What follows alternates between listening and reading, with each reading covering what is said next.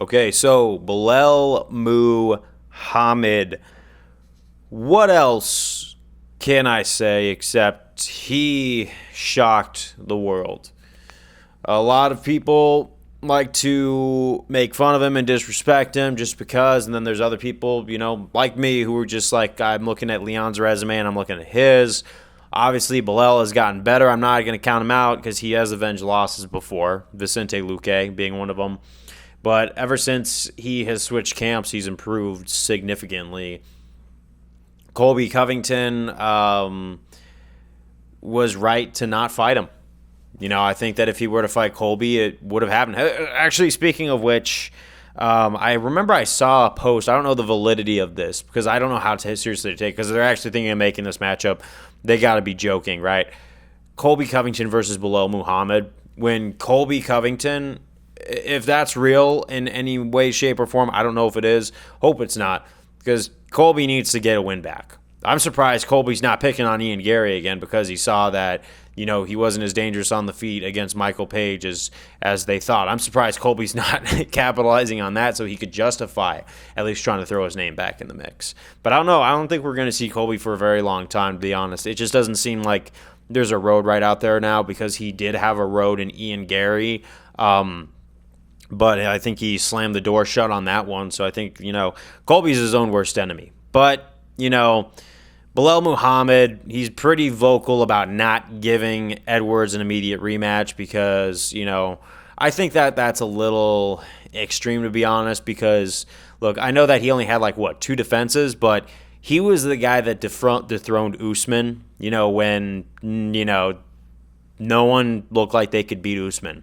And Leon Edwards was the one to do it and really took Usman out of the mix at welterweight and basically has him moving up to middleweight.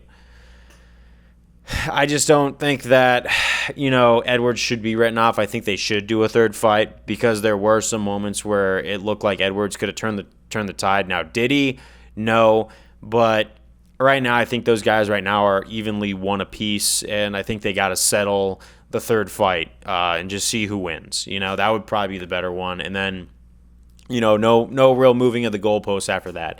Now, I know, what I said with, Brendan Moreno and Davidson Figueiredo, they did 4 fights, right? Because they had a draw in there.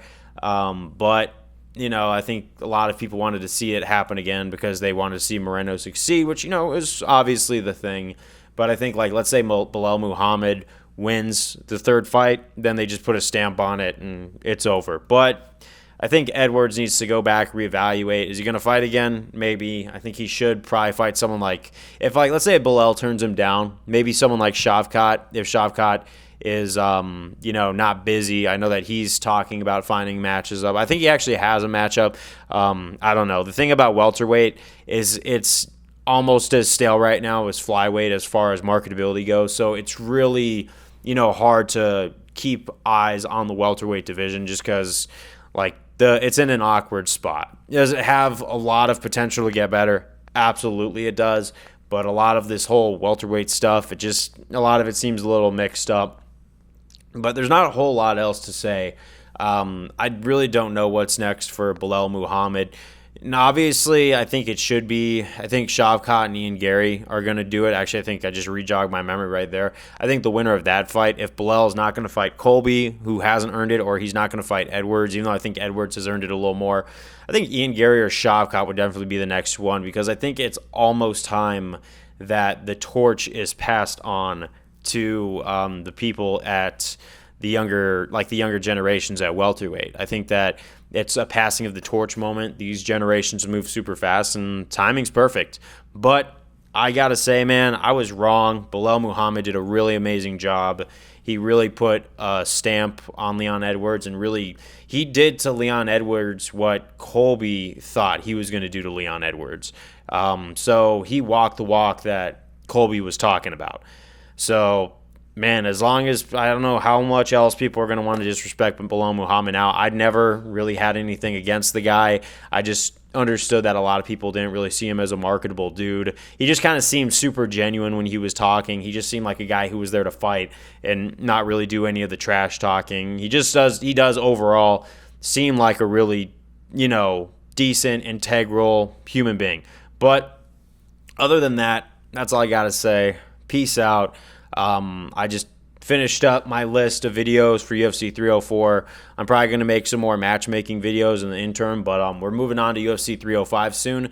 But actually, up next, we got UFC Abu Dhabi, where Tony Ferguson is going to be probably taking another questionable fight, but that's where my interest is going to be.